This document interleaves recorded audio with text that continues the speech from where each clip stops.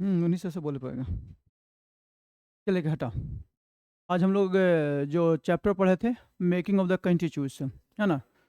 तो making of the constitution में जो हम लोग बोले कि उसके क्वेश्चन देख लेंगे। इसका पहला क्वेश्चन अगर जो देखेंगे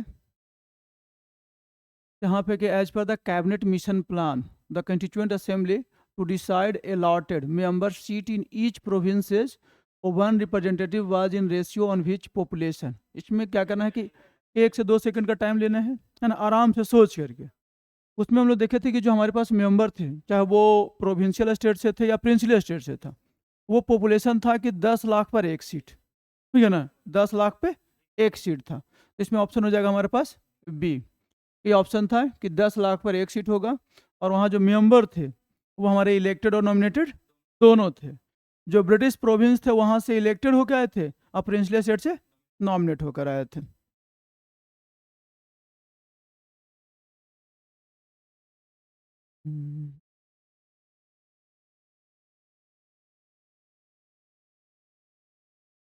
ये भी सेम है ना।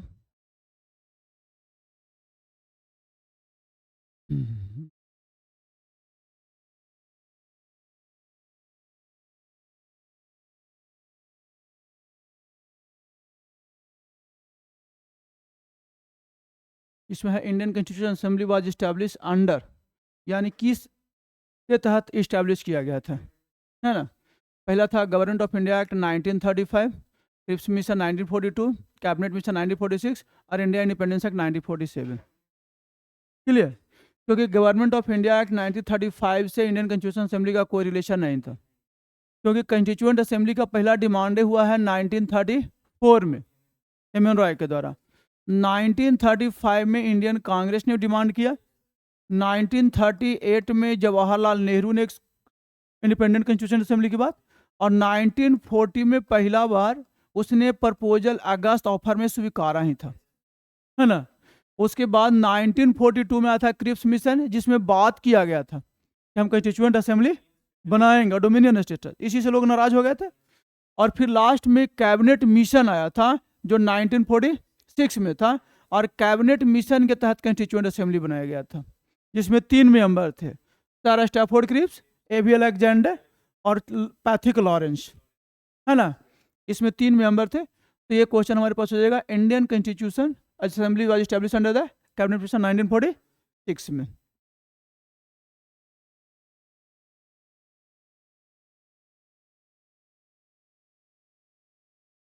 नेक्स्ट क्वेश्चन हो गया।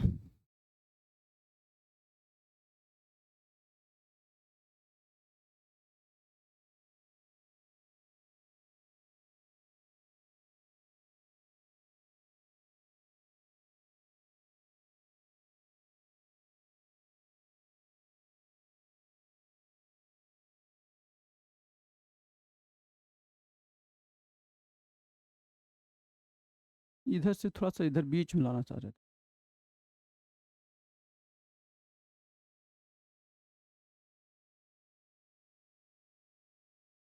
इसमें क्वेश्चन है, in the interim government formed in 1946 the vice president of the executive council was.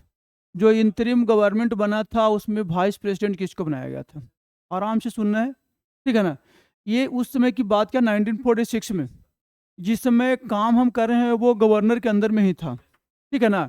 और जो इंटरिम गवर्नमेंट बना था, इस समय हमारे पास है कौन, माउंट बेटन आ चुका है, समझ गया। तो इसमें बनाया गया था जवाहरलाल नेहरू को वाइस प्रेसिडेंट, कि राजगोपालाचारी को एजुकेशन मिला था, ठीक है ना। और राधा कृष्णन जो है, इनका कोई डिपार्टमेंट नहीं था, राजेंद्र प्रसाद के पास फूड था, ठीक है ना। तो एक्सटर्नल अफेयर और हमारे पास वाइस प्रेसिडेंट का पोस्ट एग्जीक्यूटिव काउंसिल में दिया गया था जवाहरलाल नेहरू का। उसमें पीडीएफ में था, पीडीएफ तुम लोग को नहीं मिला ना ना। अच्छा, नीरज सर को बोलते हैं, उसमें हम पढ़े भी थे और उसमें देखा भी था। हाँ, इसका भी करवा देंगे आज पीडीएफ का। हाँ, उससे हो जाएगा ना।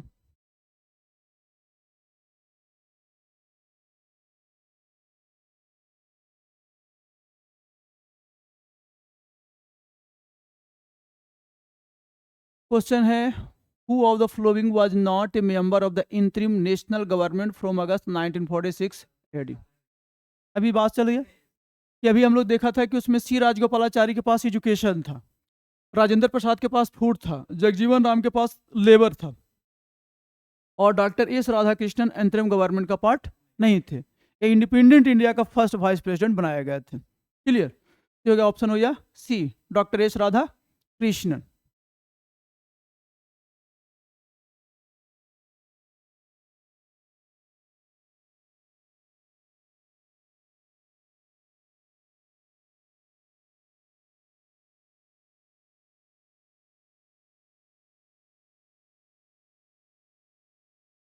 Who gave the idea of Constitutional Assembly firstly for the formation of Constitution of India? Swarajist Party 1934, Congress Party 1936, Muslim League 1942, All Parties Conference in 1946.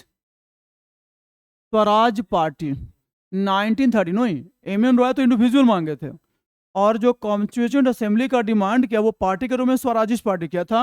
1934 में इसका बैठक हुआ था रांची में, और इसी में बात किया था। हम लोग उस दिन डिस्कस भी किए थे कि जो स्वराजिस्ट पार्टी है वो कंस्टिट्यूएंट असेंबली का डिमांड किया था 1934 में। तो इसका ऑप्शन हो गया ए।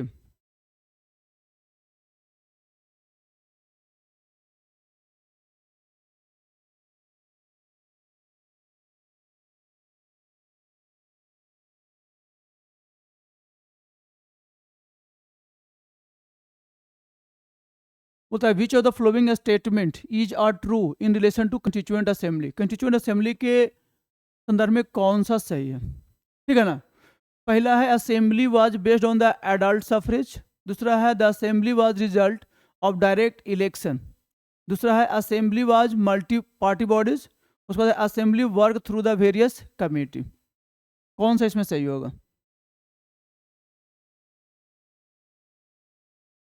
1 2 3 4, 1 2 3 4, 1993 में आया हुआ क्वेश्चन है यूपीएससी का। सबसे पहला चीज है कि assembly was based on the adult suffrage, तो नहीं था, क्योंकि यहाँ पे जो वोटिंग हुआ था वो वोटिंग के लिए 3 कैरेक्टर था, वो जो 1935 का था। उसमें था वो पेट, इसमें था प्रॉपर्टी, एजुकेशन और टैक्स। तो भाई एडल्ट सफरेज तो नहीं था, तो पहला ऑप्शन गलत हो गया। अब जिसमें वो 1 है उसको गलत कर दो, ए और ए ऑप्शन आपका गलत हो गया, बच गया दूध, बी और सी, है ना। अब उसके बाद the assembly was result of direct election, indirect election था, तो यानी ये भी चला गया, तो आपका ये भी खत्म हो गया। अरे है ही नहीं, तो ऑप्शन हो गया अपने निकल गया 3 और 4। इसमें assembly was multi party body था, बिल्कुल सही है ना, पार्टियां बहुत सारे थे। उसके बाद assembly work through the various committee, उसमें देखे थे 8 मेजर कमेटी था और 20 माइनर कमेटियां था, तो ऑप्शन हो गया 3 एंड 4। पार्टी में सीट जो अदर में इंडिपेंडेंट था, छोटी छोटी पार्टियां था, कांग्रेस था, मुस्लिम लीग था, है ना। चलिए कहाँ थे जी, सब पढ़ लिया ना, थोड़ा रेस्ट भी चाहिए ना, ज़्यादा पढ़ लेगा तो फिर नौकरी लगा डर है।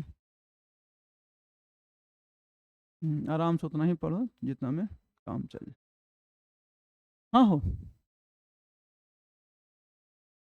उसका होता है which of the following statement are correct regarding the Indian constituent assembly. Same question है, खाली अलग पूछा गया है।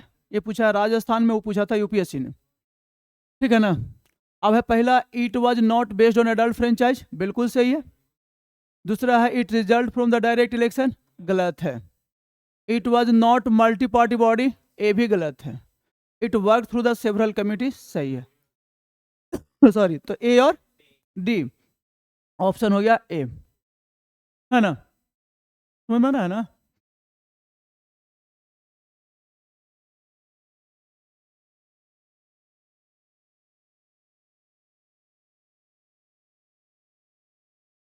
पढ़िए, which among the following is incorrect statement about the constituent assembly, incorrect, है ना। पहला बोलता है इट वर्कड, किसके बीच में भाई, कंस्टिट्यूएंट असेंबली के बारे में कौन सा गलत है। It worked with the help of large number of committee, the most important among them being the drafting committee, है सही है ना। उसका होता है minority committees like Christian, Anglo Indians and passes were the adequately representative in the assembly, बिल्कुल सही, इनका बहुत ही कम मात्रा में था। It was elected on the base of universal franchise, यही गलत है ना। तो यानी कि आपका ऑप्शन हो जाएगा सी सही है, बाकी ए बी और डी सी गलत है, मतलब तो आंसर सही हुआ सी, और बाकी ए और बी डी सही था। क्लियर, क्योंकि पूछा है इनकरेक्ट, कौन सा इसमें गलत है। और it electoral process was based on the 6th schedule of the act 90, जो इलेक्ट्रॉल कॉलेज था, हमने क्या बोला था 1935 का पेट, प्रॉपर्टी एजुकेशन और टैक्स, है ना, 1935 के एक्ट में दिया गया था, उसी के बेस पर बनाया गया था। उसमें नीचे भी दिया भी है, based on the tax property and educational qualification. Clear, ये हो जाएगा अपना सी।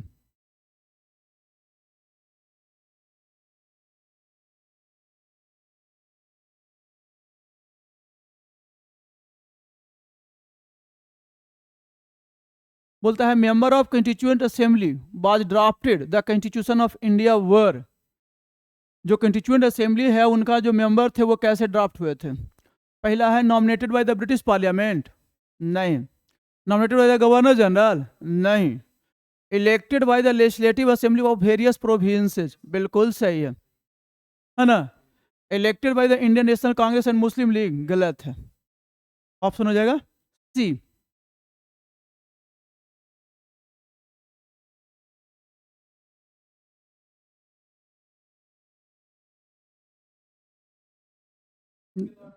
प्रिंसली एस्टेट, राजा लोग। वो तो who was the first elected chairman of the constituent assembly, elected है ना, इलेक्टेड थे, नहीं इलेक्टेड थे डॉक्टर राजेंद्र प्रसाद, सच्चिदानंद सिन्हा का अपॉइंटमेंट हुआ था, ठीक है ना। अगर वो अपॉइंटमेंट में आता तो यहाँ पे मारते सच्चिदानंद सिन्हा, लेकिन वो पढ़ा इलेक्टेड चेयरमैन, इनको ही फिर इलेक्ट किया। आ- हाँ नहीं, उनका तबीयत खराब था, इल हेल्थ के कारण उनको हटा दिया था।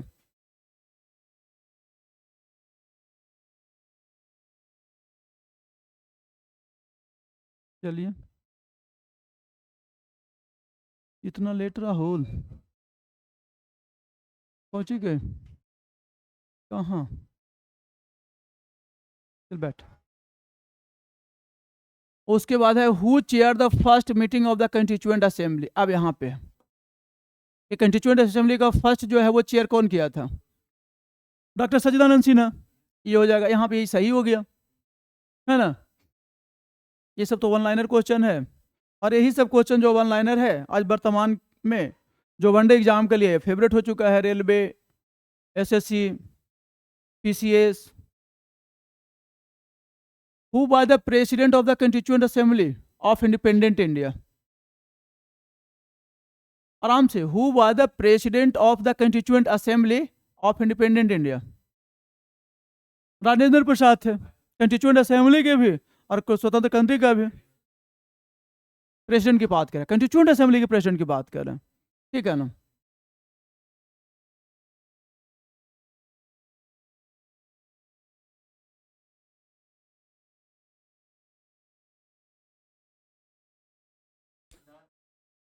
बिल्कुल सही है। When did Indian constituent assembly meet the first time, 9 दिसंबर। कौन थे प्रेसिडेंट, सच्चिदानंद सिन्हा, उनको इल हेल्थ के कारण फिर हमारे पास 11 दिसंबर को कौन हुआ, राजेंद्र प्रसाद।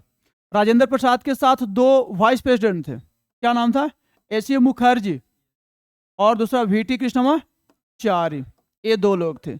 उसके बाद 13 दिसंबर का एक बैठक हुआ था, जो रिजोल्यूशन लाए थे कौन, जवाहरलाल नेहरू, और वहीं जाके आगे बना हमारा प्रियम्बल।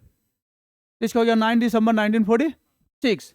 और कंस्टिट्यूएंट असेंबली का लास्ट मीटिंग कब हुआ था, 24 जनवरी 1950 को, और लागू हो गया था 26 जनवरी 1950 को, केम इनटू फोर्स, और बन के तैयार हो गया था 26 नवंबर 1949 को, है ना, 26 नवंबर 1949 को हुआ था। और 26 नवंबर को क्या मनाते हैं, कॉन्स्टिट्यूशन डे, और 26 जनवरी को रिपब्लिक डे। क्लियर, हाँ परसेंट पहला मीटिंग में।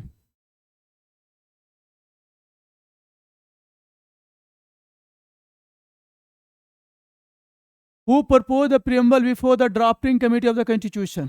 जवाहरलाल। कितना तारीख को? 13 दिसंबर को, है ना? 13 दिसंबर 1946। और कॉन्स्टिट्यूशन असेंबली अडॉप्ट कितना किया था?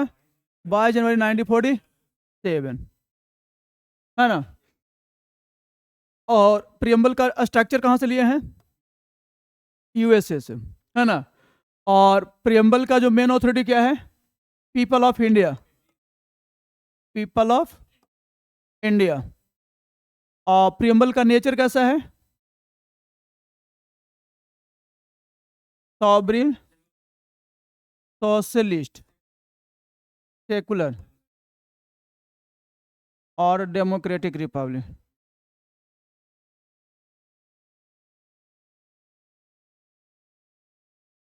और ऑब्जेक्टिव कैसा है? ऑब्जेक्टिव क्या है? ऑब्जेक्टिव में है जस्टिस, है ना? उसके बाद था जस्टिस के बाद लिबर्टी, इक्वलिटी और फ्रैटर्निटी। जस्टिस कितना? 10, लिबर्टी 5, इक्वलिटी 2 और फ्रैटर्निटी 2। ये कहाँ से लिए हैं? जस्टिस रशियन रिवॉल्यूशन से, है ना?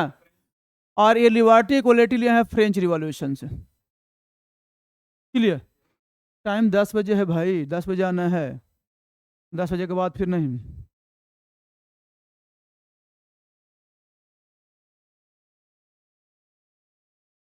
उसके बाद in relation to formation of the constitution of India, which of the following sentences are correct? पहला ऑप्शन है resolution of objective by Nehru affected the making of the constitution. दूसरा है preamble fulfil the various important objectives and aims. People of India order and directed the constitution. Head of the state is elected by the people directly. कौन सा answer होगा? आराम से पढ़ना है।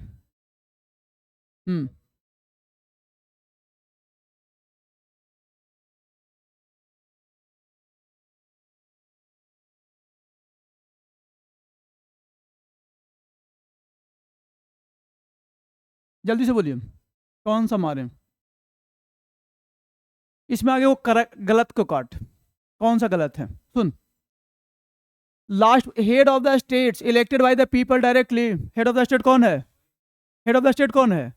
President. President directly या इनडायरेक्टली? ऑप्शन 4 गलत।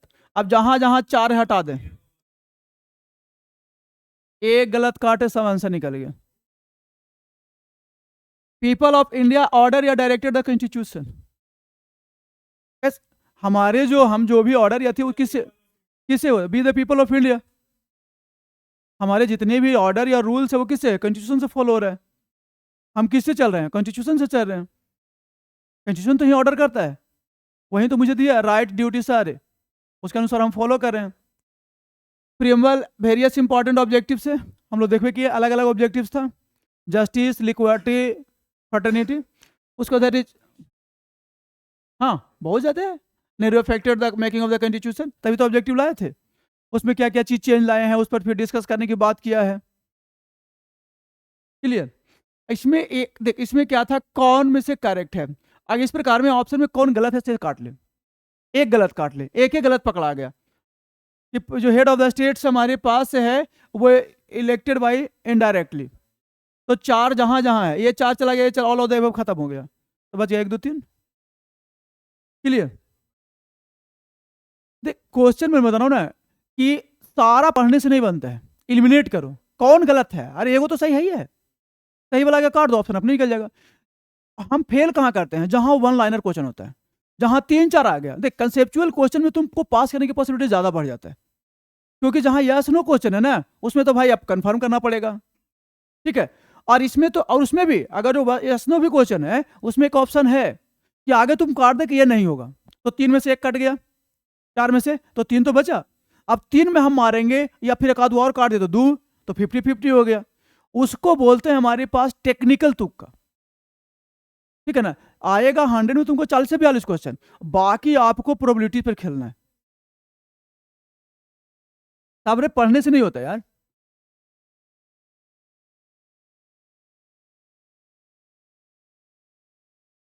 इन relation to formation of the constitution of India which of the following sentences are correct. वही सेम क्वेश्चन है ना, 2 बार हो गया है। अरे इस वन जैसे आया हुआ ना क्वेश्चन, तो इसमें कभी यूपीएससी पूछ दिया, कभी कोई पीसीएस पूछ दिया। How many session of Indian constituent assembly were conducted for the formation of Indian constitution. देखो टोटल जो सेशन चला था वो था 11, लेकिन एक लास्ट सेशन जोड़ दे, जो लास्ट बैठक हुआ था 24 जनवरी 1950 को, ये लास्ट है, तब हो जाता है 12। तो इसका आंसर हो जाएगा 12। 12 सेशन हुआ था, 165 दिन हमारे पास ड्राफ्टिंग पर डिस्कशन हुआ था। टोटल 2 ईयर्स 11 मंथ 18 डेज लगा था, और 64 लाख रुपीज अप्रोक्सीमेट खर्च हुआ था। असेंबली ने टोटल मोर देन 60 देशों का कॉन्स्टिट्यूशन का अध्ययन किया था। हाँ हाँ, क्लियर हो गया था। 10 से लिए हैं, 11 से नहीं, 10। 10 से लिए हैं 1/3, और 2/3 है वो एज इट इज। यही सेम चीज है हमारे पास, है ना। 2 years 11 month 18 days, option A हो गया। सब आया हुआ क्वेश्चन है ये, जितना भी ये प्रीवियस क्वेश्चन है, इसलिए तो किए हैं। यूपीएससी में 2005 में क्वेश्चन आया हुआ है, who among the following the chairman of the union constitution committee. अब यूनियन कॉन्स्टिट्यूशन और यूनियन स्टेट्स दोनों जवाहरलाल नेहरू, ठीक है। और प्रोविंशियल के थे हमारे पास सरदार वल्लभ भाई पटेल। स्टीयरिंग कमेटी, है ना, और रूल जो हमारा रेगुलेशन था वो राजेंद्र प्रसाद। फंडामेंटल राइट्स और माइनॉरिटी वाला वो जो था वो सरदार वल्लभ भाई पटेल के पास, ठीक है। यहाँ बात किया है union constitution, B R Ambedkar drafting के लिए थे, जेबी कृपलानी को किसी लिए चेयरमैन नहीं बनाया गया था, ठीक है ना। जवाहरलाल नेहरू का यूनियन कॉन्स्टिट्यूशन था और यूनियन पावर था।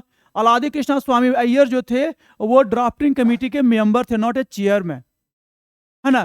तो इसमें पूछा यूनियन कॉन्स्टिट्यूशन कमेटी चेयरमैन, तो सबसे पहले तुमको मालूम है कि अंबेडकर जी हैं ड्राफ्टिंग कमेटी का, पहला ऑप्शन गया। दूसरा, जेबी कृपलानी किसी भी कमेटी का चेयरमैन नहीं बने थे, ठीक है। जवाहरलाल नेहरू और अलादी कृष्ण स्वामी जो है ये मेंबर थे किसका, ड्राफ्टिंग कमेटी का, किसी का चेयरमैन नहीं बने, तो आंसर हो गया जवाहरलाल नेहरू।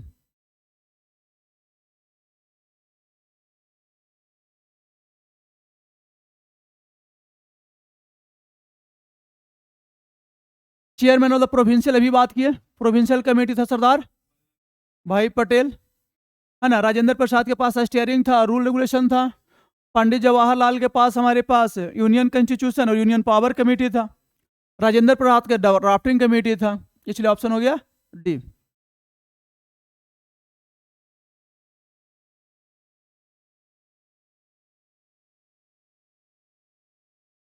ये तो क्वेश्चन कितना बार पूछा गया है। 2009 में आईएएस पूछा, 2003 में छत्तीसगढ़, और 2000 में पूछा था एमपीपीसीएस, ठीक है। अब sir who was the chairman of the drafting committee, हम लोग बोले थे ना, कितने बार तो एसएससी और रेलवे पूछा है, ठीक है ना।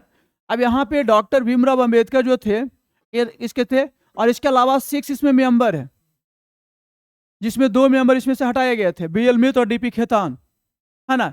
लाया गया था उनके पास ये आपको टीटी कृष्णाचार्य को, और एक और किसी को लाके इसके धार कुछ कर हटा कर लाए थे, एन माधव राव को।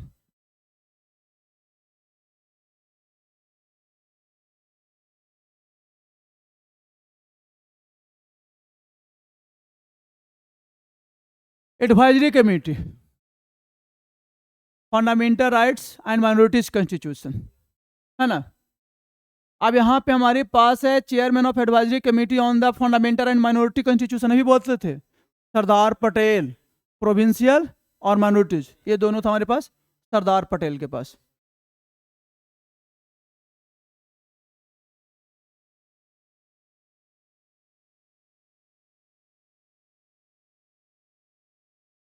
ड्राफ्टिंग कमेटी अभी बात की हम लोग 6, है ना। 7 चेयरमैन नहीं, उनके जगह पर आ गया था, ठीक है ना। टोटल मेंबर थे 7 इंक्लूडेड चेयरमैन, तो मेंबर हो गया 6। यूपी लोअर में आया हुआ क्वेश्चन है।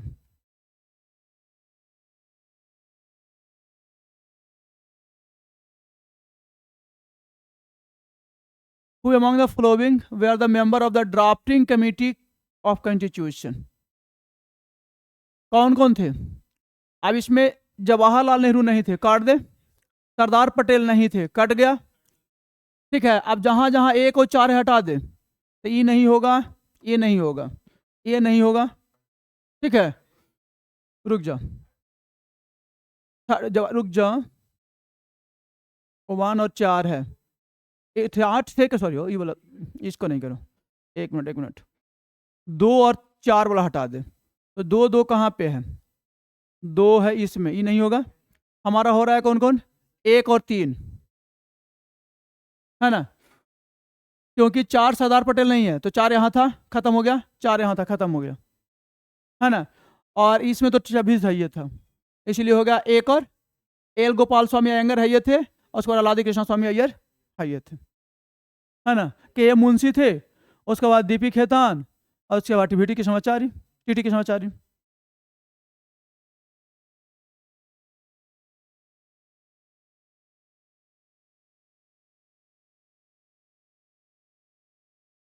Who among the following was not member of the drafting committee? कौन नहीं थे?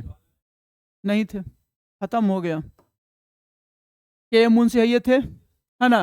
अलादी कृष्ण स्वामी अय्यर है ये थे, के मुंशी है ये थे।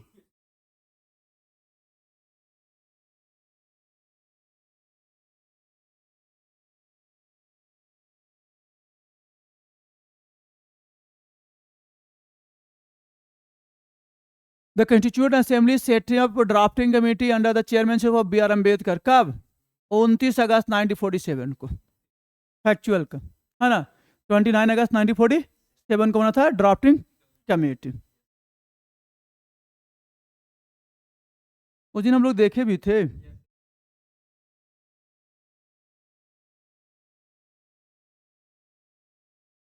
ये देख क्वेश्चन, यूपी पीसीएस में 2014 में, यूपी लोअर में 98, झारखंड 2003, उत्तराखंड 2007, कितना बार रिपीट है।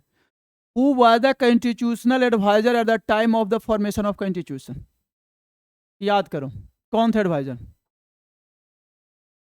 सर बेनेगल, ये थे BN राव, ठीक है ना। कॉन्स्टिट्यूशनल एडवाइजर की बात कर रहा है।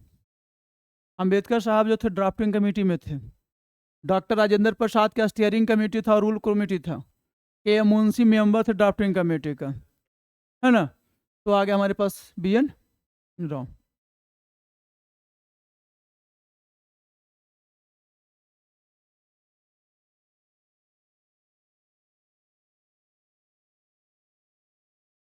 When did Constituent Assembly adopted the national flag?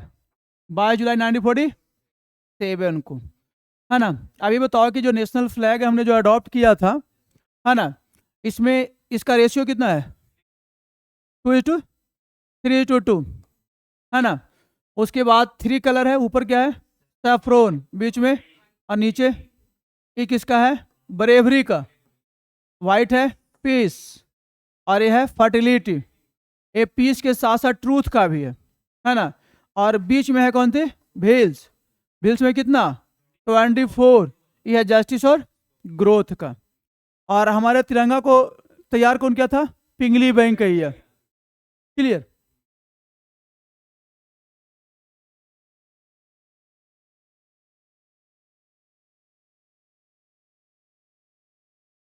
Who was the chairman of National Flag Committee? C Rajagopalachari, doctor Rajendra Prasad, JB Kripalani, doctor BR Ambedkar. National flag ad hoc committee बनाया गया था, और इसका था डॉक्टर राजेंद्र प्रसाद के पास, ठीक है। सी राजगोपालाचारी का किसी के पास चेयरमैन नहीं था, JB कृपलानी के साथ हमारे पास सब कमेटी में थे, ठीक है ना। और डॉक्टर BR अम्बेडकर के पास ड्राफ्टिंग है ही था, नहीं नेशनल उसमें नहीं था, वो तो कंस्टिट्यूएंट असेंबली ने अडॉप्ट किया था। नेशनल फ्लैग एड हॉक जो कमेटी बना था उसका चेयरमैन थे Rajendra Prasad. Consider the following statement. The design of national flag was adopted by the Constitutional Assembly on 22 July 1947. बिल्कुल सही है। The wheel of national flag 21 spokes 24. The ratio 3:4. कितना? 3:4. 2, तो ऑप्शन हो जाएगा ओनली, है ना। यूपीपीसीएस मेंस 2004 में पूछा था क्वेश्चन। पहले यूपीपीसीएस का मेंस ऑब्जेक्टिव होता था।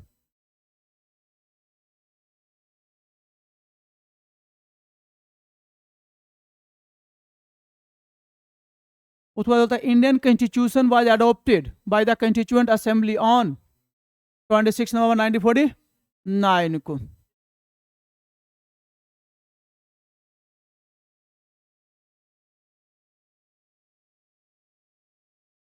उसी का हो गया।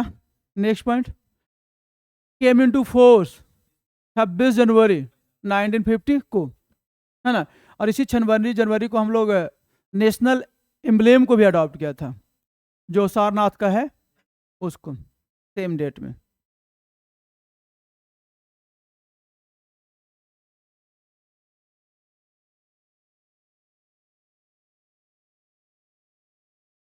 बोलता है 26 January 26 was selected as the date of the inauguration of the constitution because the Congress had observe it is the independence day in 1930, है ना।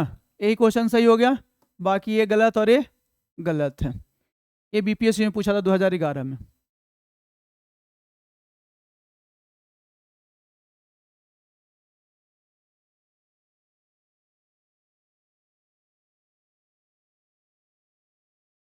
Indian constitution was adopted by, किसने अडॉप्ट किया था? कॉन्स्टिट्यूएंट असेंबली, है ना।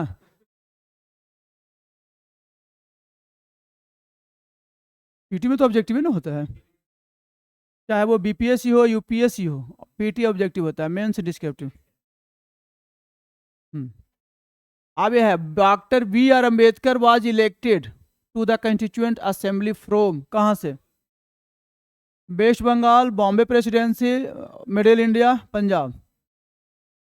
नहीं, देखो इनिशियल में वो जब स्टार्ट थे तो वो थे ईस्ट बंगाल से, नॉट वेस्ट बंगाल।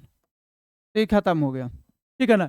लेकिन आफ्टर द सेपरेशन वो मिस्टर जयकर ने दे दिए थे त्यागपत्र, और उनके जगह पर पूना से जीत के आए थे, तो हो गया बॉम्बे प्रेसिडेंसी से। बी, वो बॉम्बे प्रेसिडेंसी से आए थे।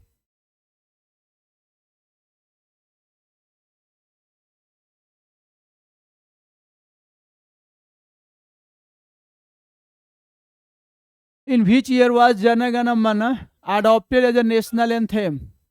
24 जनवरी 1950 को, है ना। और पहला बार जन गण मन गाया कब गया था?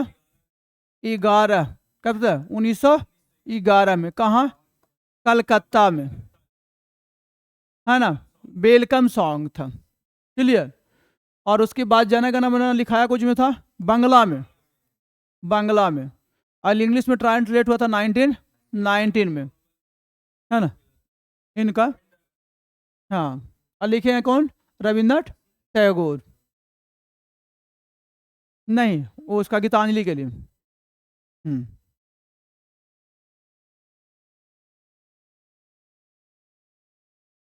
वही है।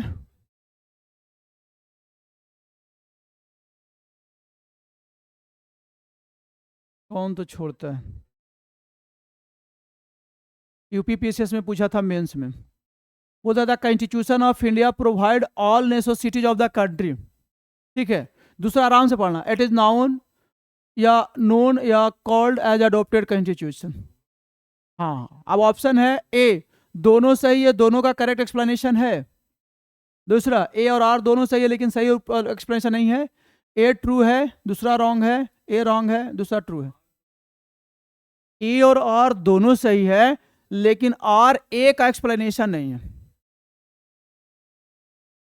है ना। अगर ये जैसे था constitution of India provide the all necessities of the country, यहां पे रहता कि यहां से कि इंडिया फुलफिल द ऑल, हमारे पास कहां से? इंडियन कॉन्स्टिट्यूशन, तब हो जाता सब उसी के बारे में। दोनों प्रोविजन अलग अलग है और लेकिन दोनों सही है, रिलेशन एक दूसरे से नहीं हो रहा है, ठीक है ना। इसीलिए बी सही होगा। ए और R both true but R is not correct explanation of A. ऐसा क्वेश्चन बहुत पूछा इस बार बिहार एसआई में, एजासन रीजन। ऐसे क्वेश्चन बनाने में मजा आता है हो, या सुनो में थोड़ी ना पता चलता है।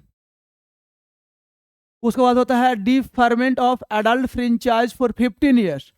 बोला किसने 15 साल एडल्ट फ्रेंचाइज के लिए सलाह दिया था? ये दिए थे मौलाना आज़ाद। मौलाना आज़ाद ने बोला था कि एडल्ट फ्रेंचाइज के लिए एज मिनिमम 15 होना चाहिए। वर्तमान में कितना है? 18। प्रदान करना।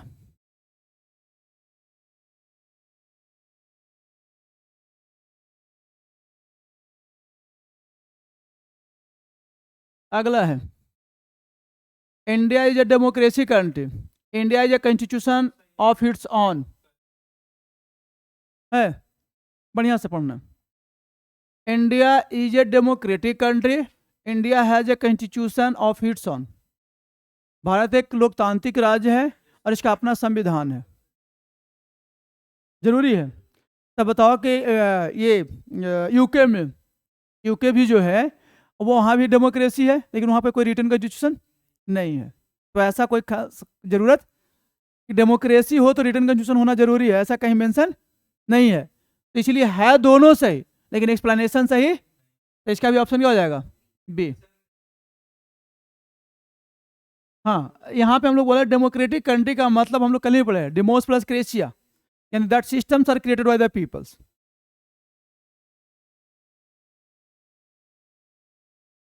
हाँ है। तो यहाँ क्वेश्चन बोला है India as a constitution of its own, सही है। तो डेमोक्रेसी के लिए कॉन्स्टिट्यूशन होना कंपलसरी नहीं है। ये नहीं है कि इंडिया डेमोक्रेटिक है क्योंकि इसका अपना कॉन्स्टिट्यूशन है।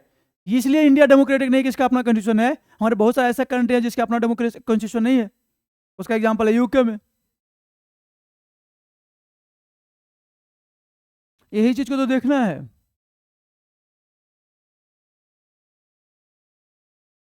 Who among the following advised the Indian National Congress should disband as a political party of independent India? बोला कि किसने बोले थे कि आज़ादी के बाद इस पार्टी को समाप्त कर देना? अब कोई अच्छे आदमी बोल सकते हैं? Mahatma Gandhi.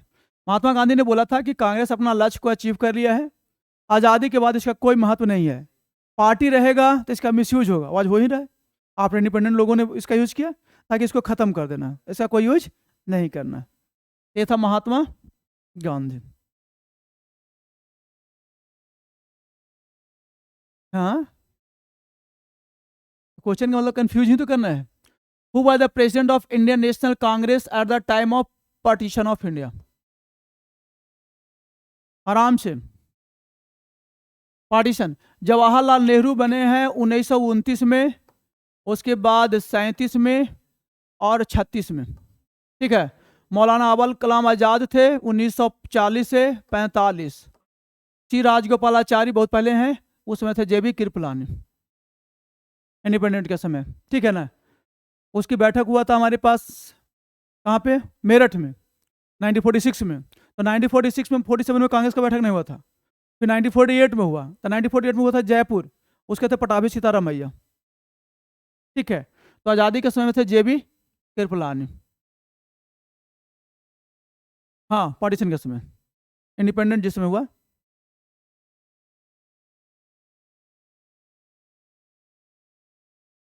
Constituent assembly was Congress and Congress was India who said, ये क्रिटिसाइज किया था। ठीक है ना। ऑस्टिन, सीआर एटली, विंस्टन चर्चिल, लॉर्ड माउंटबेटन। एक ब्रिटिश था गार्विन ऑस्टिन, इसने बोला था कि जो हमारे पास कंस्टिट्यूएंट असेंबली उसमें मैक्सिमम कांग्रेस है, और कांग्रेस सारे क्या है? इंडिया। ठीक है ना। क्रिटिसाइज किया गया था।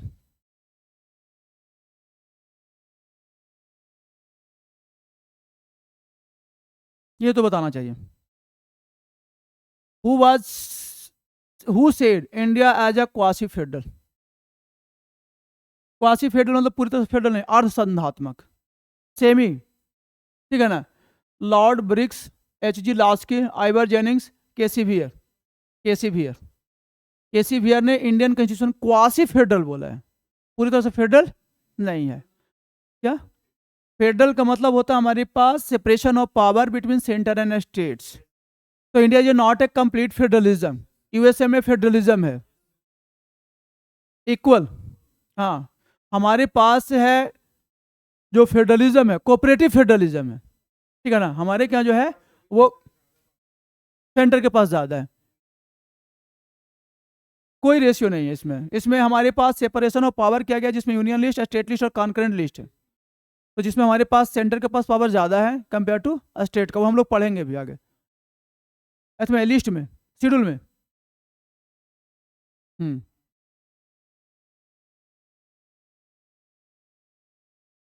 वो हम पढ़ेंगे कहाँ कहाँ पावर है।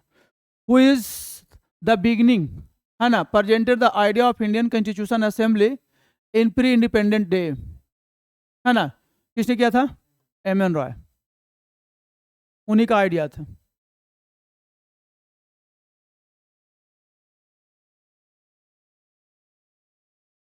हाउ मेनी वोमेन्स, याद होगा हम लोग उसमें नंबर भी था, 15 था, 15 महिलाएं थी, है ना।